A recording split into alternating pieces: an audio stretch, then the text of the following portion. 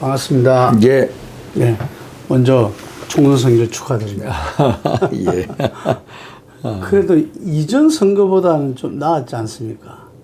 이전 선거는 무소속으로 나왔으니까. 근데 그렇지가 않습니다. 아, 그래요? 그게 다른 점입니다. 지난 4년 전 선거 때는 예. 제가 무소속 나가고 예. 또 당 공천을 안상수 예. 그때 삼선위원이었을 때 8년 동안 시장 경험도 갖추신 분이 왔는데 그분이 한 17,500표 가져갔고요. 예. 그래서 이제 가까스로 예. 이제 171표 차이로 됐습니다만 예. 요번에는 당 공천을 받고 예. 민당 후보하고 1대1 싸움을 했습니다. 네. 그런데 제가 당연히 요번이 더 쉬울 거다라고 생각했습니다. 한 3, 4개월 전에는 그렇게 보였어요. 예. 선거운동을 하다 보니까 이게 장난이 아니에요. 이 정권 심판론이라는 그 어떤 일종의 태풍. 완전히 쓰나미죠, 쓰나미. 같이 예. 오는데 그것을 저보다도 선거운동원들이 잘 느끼는 거예요. 선거운동 하는 얘기가 오히려 무소속에 나왔을 때보다도 요번이 더 힘들었다. 이 얘기를 하는 거라고. 요번이 더 힘들었다. 사람들 반응이 그랬구나. 예. 유권자들이. 예, 요번이 더 힘들었다.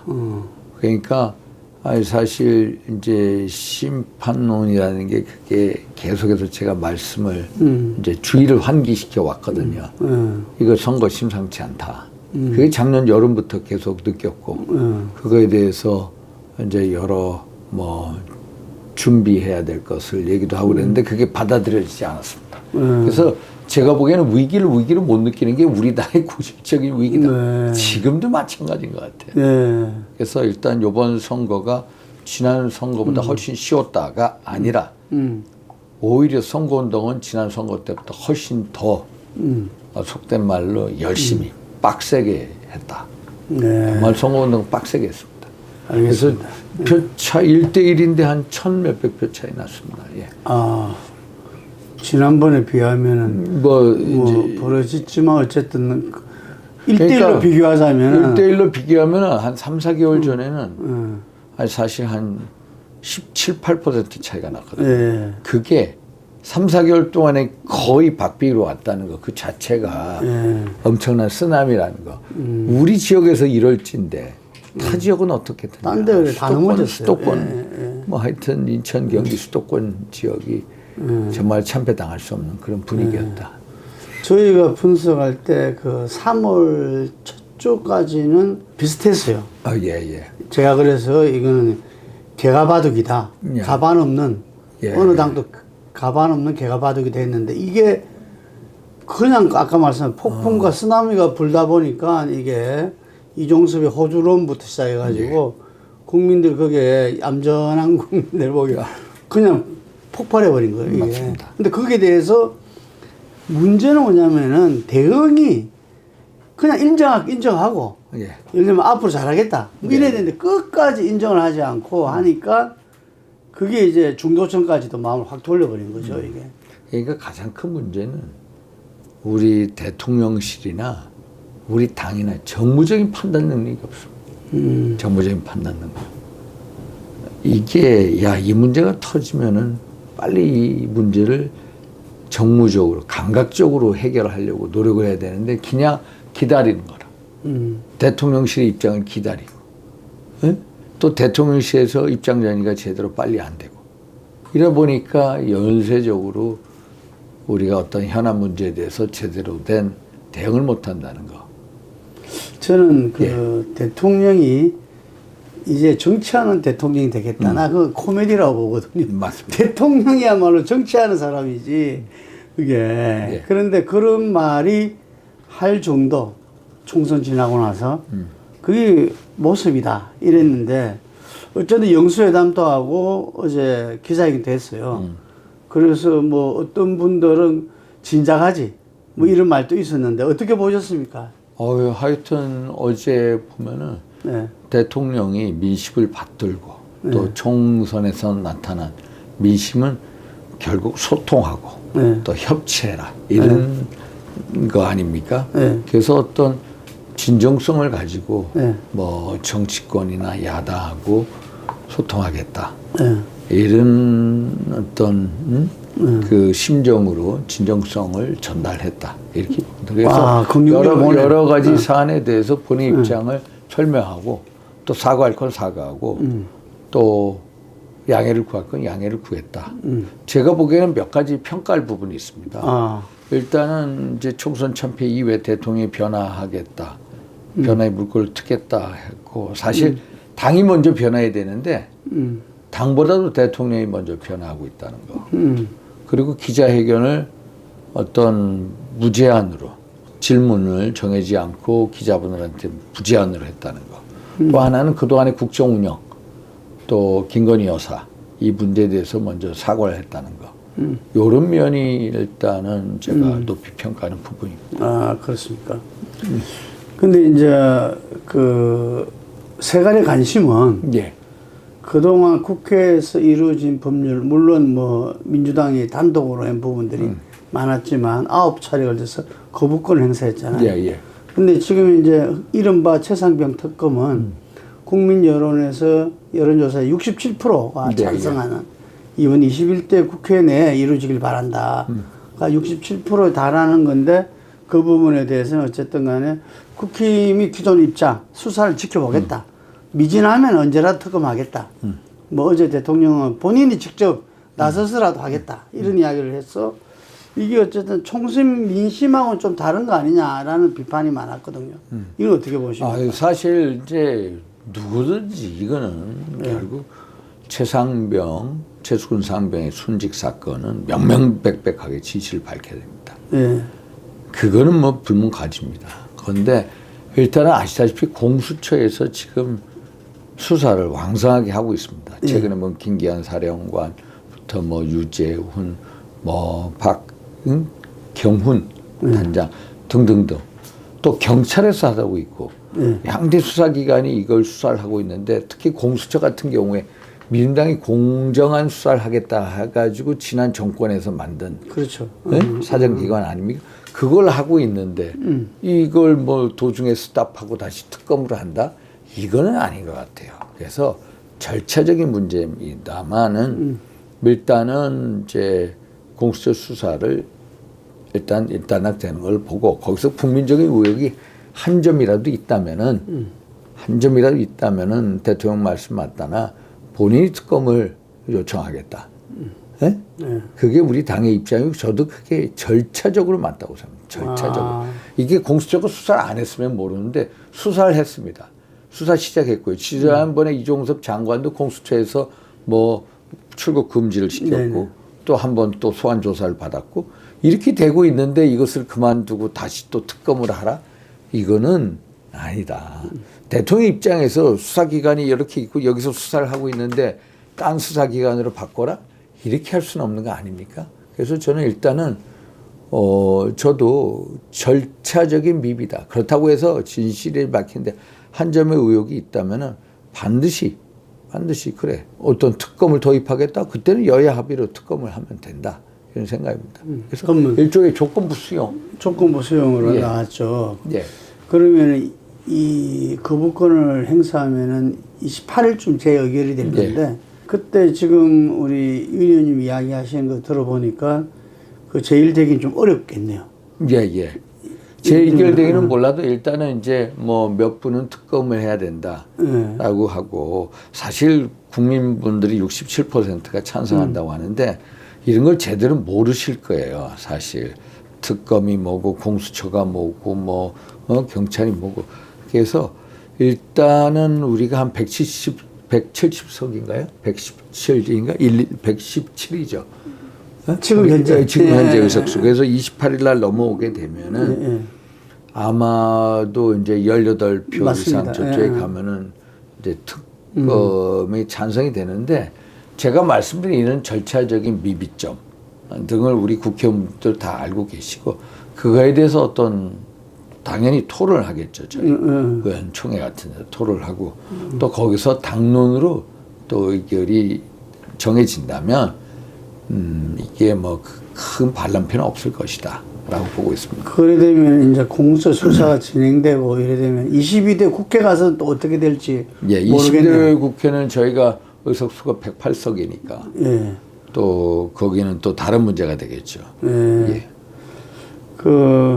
그런데 지금 이것의 가장 큰 문제는 진상규명이지만 이 외환 문제 이게 핵심 아니겠습니까? 예. 근데 지금 이제 언론 보도 등에 따르면은 이게 그 대통령실에서 예. 이 국방부에 어떤 그 압력을 가해서 수사 자료를 갖다가 회수하게끔 했다. 예. 이런 이야기고, 그리고 사망 사고는 민간 법원에서 처리하게 된 그 부분에 대해서 좀 잘 몰랐던 것 같아요. 그래서 그 관련된 뭐 보고서를 좀 보내라. 뭐 이런 이야기도 있고 이러는데, 실제로 만약에 대통령실에서 이 그런 외압을 행사했다면 이건 대통령까지 연결되는 문제잖아요. 근데 이제 이게 물론 이제 만약에 대통령까지 이제 연결되느냐 안 되느냐 이것도 명명백백하게 밝혀야죠. 근데 문제는 뭐냐면 사실 수사의 주체는 경찰청입니다. 군사법원, 이 군사에 관련된 문제가 군사법원에 있는 게 아니라 민간. 그렇죠. 예, 우리가 경찰청으로 수사권을 이양하지 않았습니까? 주체는 결국 경북 경찰청입니다. 경찰청이고 국방부나 이런 수사가 일종의 보조적으로 일단 이 보조적인 자료인데 결국에서 이제 뭐 자료를 회수하고 뭐 이런 과정에서 대통령실이 개입됐다. 이런 건 당연히 이것도 명명백백하게 밝혀야죠. 그래서 이것도 문제 된다면, 근데 사실 이게 문제가 정말로 법적으로 경찰이 이제 주체이기 때문에 경찰이 주체인데 일단 그 군내 여러 가지 입장 이런 것도 당연히 이것도 밝혀야 됩니다. 네, 알겠습니다. 그리고 이 김건희 여사 문제에 있어 가지고는 아내의 현명하지 못한 처신으로 국민께 끼친 부분에 대해서 사과드린다. 사과라는 표현을 처음 썼어요. 그 표현 하나하나가 중요한데 어쨌든 대통령께서 사과란 말을 좀 이제 김건희 여사의 부분에 대해서 했는데, 특검에 대해서는 이 상당히 문재인 정부에서 본인을 이렇게 대상으로 해서 이렇게 수사를 했는데 뭐 아무것도 없었다라는 식으로 이렇게 이야기를 해서 이 김건희 특검은 이거는 정치 공세다라고 딱 규정을 했어요. 그리고 디올백에 대해서도 이건 얼마든지 협조하겠다. 이런 모습을 보였었는데 어떻습니까? 김건희 특검법은 사실은 도이치모터스 주식 문제, 주가 조작 문제 아니겠습니까?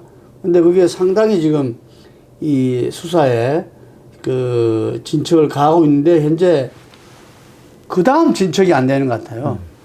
사실 대통령 말 맞다나 지난 문재인 정부 검찰이 이제 검찰총장 윤석열을 배제하고 샅샅이 수사한 건 맞습니다. 그런데 이제 그때 이제 소환 조사는 하지 않았죠. 이제 서면 조사 한 차례로 했고, 그런데 기소를 못했죠. 기소를 못했고 아직까지 수사 종결이 안 되는데 도이치모터스 이제 주가 조작이라는 게 뭐냐면은 이게 2009년도부터 2012년까지 벌어진 일입니다. 2012년 3월에 윤석열 김건희 이제 두 분이 결혼을 하게 되고요. 어떻게 보면 사인이었을 때 대통령 부인이 되기 전에 이제 일종의 사건이고 이것을 우리가 특검을 하게 되면 보통 사안이 중대하고 권력형 비리에 대해서 수사를 하는데 이건 아니다. 사실 그 사건을 수사한 현재 1심, 2심 재판 중이거든요. 1심 재판에서 권오수 회장 같은 경우에 징역 1년, 징역 2년을 받았죠. 집행유예 3년을 받았고요. 이 김건희 여사가 그 쩐주 중에 한 사람입니다. 소위 말해서 이제 돈을 투자한 사람이죠. 쩐주가 91명 되는데 그 중에서 가장 개입 강도가 높다는 쩐주가 손모 씨라는 사람인데 이 사람도 1심에서 무죄를 받았습니다. 일종의 이제 실패한 이제 주가 조작이다 이런 건데, 이런 사건에 대해서 특검법을 보면요 얼마가 들어가냐, 무려 81억 이 국비가 들어갑니다. 81억의 세금을 써서 이 사건을 밝히겠다는 겁니다. 그래서 이 사인이 있었을 때 소위 말해서 이 대통령 부인이 아니라 개인 김건희 문제를 80억이라면 국가 예산 쓰면서까지 해야 되느냐. 이건 정말 무리한 거다. 정말 이것은 이원석인가요? 검찰총장 이석원인가? 이석원 검찰총장 거기서 샅샅이 수사하면 됩니다. 아직까지 수사 종결이 안 됐거든요. 네. 문재인 검찰에서 하다 아직까지 아닌데 여기서 수사를 하면 될 문제지 이걸 특검까지 가야 될 거는 아니다라는 게 저도 그렇게 생각을 합니다. 진짜 특검을 한다면요.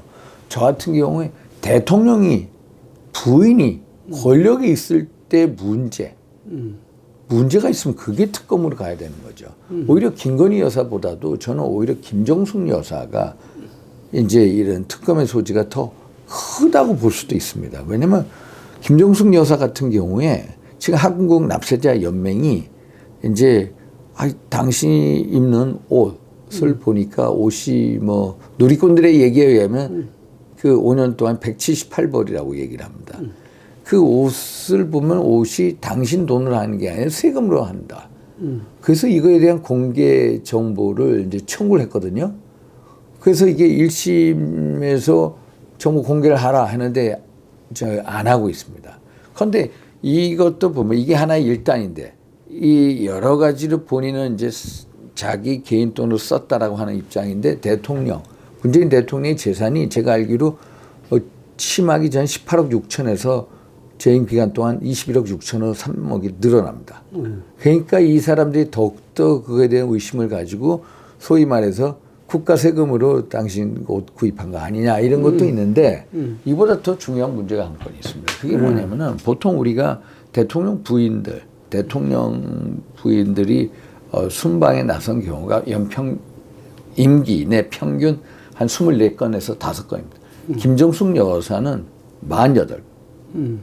48차례나 외국을 갔습니다. 이거에 대해서 어느 기자 출신의 어느 분이 김정숙 여사의 버킷리스트, 여행 리스트라는 것도 했는데 여행도 이게 너무 말이 안 되는 거겠다. 아르헨티나를 가는데 체코의 1인자도 없는데 체코를 들렸다 가지 않나. 또 이집트 피라미드를 또 혼자 가지 않나. 근데 진짜 절정은 2018년 7월 달에 문재인 김정숙 여사 두 분이서 인도를 방문합니다. 인도를 방문한 다음에 4개월 후에 다시 김정숙 여사가 타지마할을 또 방문합니다. 타지마할을 방문하는데 대통령 전용기를 띄우고 대통령 그 전용 휘장을 걸고 그리고 대통령의 청와대 전속 요리사까지 대동합니다. 그때 쓴 돈이 얼마야? 3억 7천만 원. 그런데 그게 대통령 부인이 그게 아니었습니다. 원래는 문체부 장관이 가기로 한 인도 방문을 대통령 부인이 가는 걸로 바꿔서 국가 세금을 이렇게 쓴 겁니다.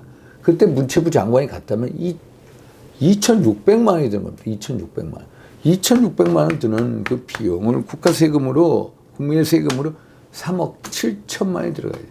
오히려 이게 권력에 있을 때 여러 가지 문제인데, 김건희 여사는 권력 이전에 있던 도이치모터스 가지고 저런다. 이거하고 한번 비교를 해 보십시오. 비교를. 어디가 특검이 더 필요한지. 그래서 대통령께서 야당의 정치 공세다 이런 걸로 말씀을 드린 거고, 네. 디올백 같은 경우도 그게 이제 이 뇌물 관련성, 네. 그 대통령이 인지했냐, 인지 안 했느냐, 또 이걸 규명을 해야 되고요. 만약에 설사 최악의 경우에 그런 게 지금 인지를 못했고 뇌물하고 관련이 없다고 하게 나오겠습니다만은 이게 처벌 규정이 없습니다. 배우자에 대한 처벌 규정. 그래서 이건 법리적으로 문제가 안 되는 겁니다. 법리적으로. 그래서 아마 그런 면에 있어서 이제 말씀을 그렇게 하신 거 아닌가 이렇게 보고 있습니다. 예, 어쨌든 그 부분은 지금 수사가 진행 중이니까 수사 결과를 이제 봐야 되겠지만 하여간에 국민 민심과 여론은 지금 특히 최상병 특검에 대해서는 그러니까 아마 공수처 수사를 갖다가 신속하게 빨리 이렇게 엄정하고 내놓는 게 중요하지 않나 봅니다. 근데 이번에 그 영수회담을 또 했잖아요. 기자회견 전에 소통의 그거로서 이재명 민주당 대표를 정말 집권 내내 안 만나시다가 이번에 만났어요. 만나서 그 자체만 하더라도 어쨌든 만남 자체가 협치 시작이다. 이런 이야기도 나왔는데 비선 라인 문제가 전면화됐어요. 그런데 그 내용을 보면 굉장히 놀랄만한 내용들이고 그 비선9이라고 하는 그 함성덕하고 이명배 분이 다 원로 교수들이잖아요. 교수님들이 없는 말을 치내서 해설을 리는 없지 않나 국민들은 대체로 보는 거거든요. 그런데 그게 중요한 게 아니라 그 내용을 보면은 대통령이 지금까지 야당 이재명 대표를 대했던 거하고는 정말 180도 바뀐 식으로 정말 그 선배나 친구한테 후배한테 정말 사랑하는 정치인한테 하는 그런 대화를 나눴더라고요. 그거 어떻게 보셨습니까? 그래서 저는 비선이라는 건 비선다워야 되거든. 예. 일단 나와 있는 이상 비선이 아닙니다. 예, 예. 아니 비선이 나와서 기자회견을 한다? 이건 있을 수 없는 거예요. 그래서 비선이 아니다. 라고 저는 결론을 그럼 뭐라고 이야기해야 되죠? 결론을 내렸고요. 아마 이제 솔직히 저도 대통령한테 이제 이재명 대표 만나야 된다. 이런 식의 이제 의견 개진을 했거든요. 예. 그런 식의 얘기를 하는 분들이 많습니다. 주변에. 그러니까 함성덕 교수도 아마 그런 분 중에 한 분이겠죠. 그러면서 이제 이명백 교수하고 원래 같은 대학에 있지 않습니까? 예. 같은 대학에 있으면서 친한 관계니까 만나서 뭐 이런저런 얘기하다가 원래 진실보다도 몇 가지 이제 교수님들의 소위 말해서 과장세, 예? 과장이 되면서 그런 식으로 되지 않았느냐. 아니 국무총리를 추천해라? 아니 그러면 이재명이 국무총리입니까? 예? 안 그렇습니까? 여기는 국무총리라는 건 대통령이 이제 하는 거죠. 대통령이 국무총리, 국정 이해도가 있고 또 국정 철학을 공유한 사람을 하고 그런 기본적인 조건 하에 야당하고의 어떤 협치 또 소통을 할 수 있는 인물이면 더 좋죠. 그래서 저는 일단 그게 좀 여러 가지 말이 안 되는 거지만 비선이 비선답지 않은 행동을 한 것부터 이거는 내용은 약간 좀 과장됐을 거다. 근데 이제 제가 아는 그거로는 대통령께서 이렇게 신뢰하는 분들하고는 오히려 그 소통에서 많은 대화를 편하게 나누는 스타일이라고 제가 알고 있거든요. 그래서 아마 생각할 수 있는 여러 가지를 다 상의했을 가능성은 아주 높다. 뭐 지금 전국 현안이고 앞으로 해야 될 문제 뭐 이재명을 만난다면은 또 어떤 대화를 나누는 게 좀 이런 대화는 충분히 나눠줄 수 있다고 저는 보여지거든요. 그래서 아마 그 함성덕 교수가 또 대통령에게 대가니까 그런 대화를 나눈 부분들을 가지고서 본래 비선이라는 게 그런 거잖아, 이게. 그런데 하여간에 어쨌든 그 내용에서 뭐 댓글에서는 그 강경 보수 지지자들은 뭐 대통령 탈당해라, 이게 웬 말이냐, 뭐 이런 또 부분까지 넣고 그래가지고 처음 나왔을 때는 뭐 전부 다 깜짝 놀랐어요, 이게. 근데 이제 그 내용이 저희들로 볼 때는 윤석열 대통령은 사실 국민의힘에 부채가 없잖아요. 부채가 없고 정말 자기 나라를 한번 바로 세워보겠다. 라서 정치판에 투신하고 대통령까지 된 거잖아요, 이게. 그렇기 때문에 지금 본인이 대통령으로서 어떻게 해야 제발 제대로 된 대통령, 역사에 기여한 대통령이 될까 지금 고민이 굉장히 깊으리라 봐요. 일단 대통령이 일단 뭐 우리 국힘만의 대통령이 아니라 소위 말해 5천만의 대통령입니다. 사실 그래서 우리는 그런 면에 있어서 대통령한테 저는 솔직히 그런 면에 있어서의 대통령이 가야 할 방향이나 뭐 이런 쪽으로 조언을 하고 있는데 말씀하다시피 이분이 되게 화통하고 이제 소통의 폭이 넓은 분입니다. 그런데 이제 함 교수하고 이제 뭐 이런저런 얘기를 하면서 뭐 얘기를 하면은 함 교수는 또 이분이 뭐 정치적인 마인드가 전혀 없는 분이고 대통령 학이라고 해도 학자하고 저희 같은 거 만약에 설사 대통령이 그런 얘기를 했더라도 우리 같은 사람은요 걸러서 얘기하지 그런 식으로 얘기를 안 합니다. 학자는 다르죠. 아니 그러니까 그래서 이게 비선이라는 게 비선이 안 된다는 거고요. 그래서 두 번째 질문이 뭐였죠, 대표님? 아니 저는 이제 학자를 그 비선 논란을 떠나서 대통령이 제가 볼 때는 정파를 떠나서 대통령으로서 앞으로 나라를 어떻게 운영해야 대통령 운영은 저는 이렇게 생각합니다. 5천만의 대통령이고 지금까지 와서 보면은 대통령이 일종의 이제 그 법률가적인 마인드, 리걸 마인드가 너무 강했다. 대통령은 법률가가 아니고 검찰총장이 더 이상 아니다. 대통령은 정치인입니다. 대통령 정치인이고 또 통치인입니다. 예를 들어서 이태원 참사에서 159명이 안타까운 죽음을 당했습니다. 그러면은 이상민 장관 거치 문제에 있어서 이분이 법적으로 문제가 없다고 해서 그대로 있지 않았습니까? 야당에서는 뭐 이제 소위 말해서 탄핵을 하겠다, 건의하겠다 했는데 사실 만약에 검찰총장 윤석열이 아니라 대통령 윤석열은 소위 말해서 아니 국가가 국민의 생명을 지켜주지 못한 거에 서 당의 책임자. 그 책임이라는 게 반드시 법적인 책임만을 얘기하는 그렇죠. 그건 아니고 정책 책임을 얘기합니다. 그때는 당연히 이상민 장관이 거취를 표명해야죠. 이상민 장관이 당연히 사퇴를 해야 되는 겁니다. 당연히. 그런데 이게 대표적으로 폴리컬 마인드하고 리걸 마인드입니다. 지금은 대통령 국정 운영을 위해서는 폴리컬 마인드를 가지고 있습니다. 리걸 마인드는 접어두셔야 됩니다. 이제는 더 이상 법률가가 아니라 이제는 정치.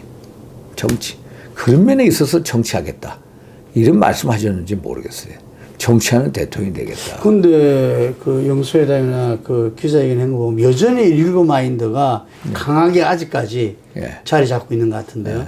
뭐 법적으로 따지고 예를 들면은 시시콜콜하게 이 국민들이 잘 모르는 부분들을 애써 설명하려고 그러고 그게 아니라 국민들의 일단 국민 정서를 달래주는 게 우선 아니겠어요? 그러니까 일단은 이제 그 대통령에서 정서를 달래주고 일단은 그리고 이제 법적인 문제 이 절차적이 하자 이런 거에서는 또 양해를 구하고 이런 식으로 가야 되지 않을까 이렇게 봅니다. 근데 저게 이제 말씀드린 건 뭐냐면 지금은 이제 그 집권했을 때 여소야대하고 2년 지난 다음에 여소야대 우리가 쭉 보면은 집권 후에 선거에서 여소야대 된 적이 없어요. 집권하고 나서 여당이 총선에서 패하고 나서 여소야대 된 적이 그전에는 된 적이 제법 있었는데 집권했을 때 그래서 노무현 대통령은 뭐 대통령직 못해 묻겠다 이런 말도 하고 했었는데 그 탄핵 역풍 불어서 어쨌든 2004년 선거에 다수당이 됐잖아요. 열린우리당이 다 마찬가지였거든요. 근데 이번에는 처음으로 대통령 집권 후에 여소야대가 됐거든요. 그것도 엄청난 차이가 있고 뭐 저기는 192석이니까 범야로 보자면은 그래서 지금 우리 국정 운영이 국회의 도움 없이는 어렵지 않습니까? 맞습니다. 그래서 요게 좀 정치적 상상력을 발휘해야 되지 않나. 그럼요. 제 이야기는 왜냐하면 대통령은 정파에 묶인 사람이 아니잖아요. 처음부터. 그래서 오히려 다른 대통령들 때보다는 이 부분에 대해서 열린 마음으로 우리가 보통 이럴 때 이제 보통 이야기하는 게 그 정당에서 좀 이렇게 해방되고 예를 들면은 그리고 거국 내각 차원으로 거국 내각이 꼭 야당 의원을 갖다가 국정에 내각에 하는 것이 아니라 정말 그 정판을 떠난 사람으로 내각을 구성하고 뭐 이런 해법을 제시하면서 또 나아가서 어떤 분들은 차제에 7공화국을 갖다가 문을 여는 그런 역사적 대통령이 될 수도 있지 않나라는 오히려 주문들이 많아요. 지금 윤석열 대통령이. 그래서 이제 사실 이제 뭐 최근에 대통령의 탈당, 또 거국 내각, 또 뭐 임기를 단축해서 개헌하자 등등등 여러 얘기가 많은데 아직까지 시기상조로 보이고요. 일단 뭐 대통령의 탈당이라는 것은 이제 기본적으로 우리 국민의힘이 이제 소수당이지만은 그래도 대통령이 있기 때문에 집권당이거든요. 네, 그렇죠. 그래서 대통령이 설사 못하더라도 이 어떤 이제 부채라든지 또 대통령의 좋은 점, 자산이라든지 다 같이 가져가야 되는 게 당이다. 그래서 이건 아직까지 시기상조다. 그러나 이제 뭐 개헌 논의는 계속해서 뭐 나왔던 문제고 지난 김진표 의장도 개헌에 대해서 항상 이제 얘기를 해왔고 저도 진짜 지금의 어떤 극한 정쟁 여야의 어떤 대립을 제도적으로 막을 수 있는 방법이 뭐냐? 그게 대통령제 아니냐? 예? 소위 말해서 권력 집중이 아닌 권력 분산형 개헌을 통해서 한번 여야 간의 타협과 어떤 대화의 어떤 제도화를 시키는 거. 예? 일종의 강제된 제도화도 있는데 소위 말해서 권력의 파일을 뭐 같이 나눠 먹는다든지 예를 들어서 그래서 기본적으로 정치인들 여야 정치인들 간의 어떤 소위 말해서 소통하고 타협하는 이런 정치 문화를 만들기 위한 것도 대단히 필요한 것 같아요. 그렇죠. 그래서 그런 면에 있어서의 뭐 개헌이라는 것은 앞으로 계속해서 이제 얘기는 나올 겁니다. 그래서 탈당이라든지 거국 내각의 구성 이런 거는 좀 우리 정치권에서는 아직까지 우리 당 차원에서는 나오기 힘든 주제다. 개헌은 좀 나올 수 있을 겁니다. 개헌은 권력 집중형 현재 권력 구조 하에가 아니라 좀 더 권력이 분산된 권력 구조로 가자.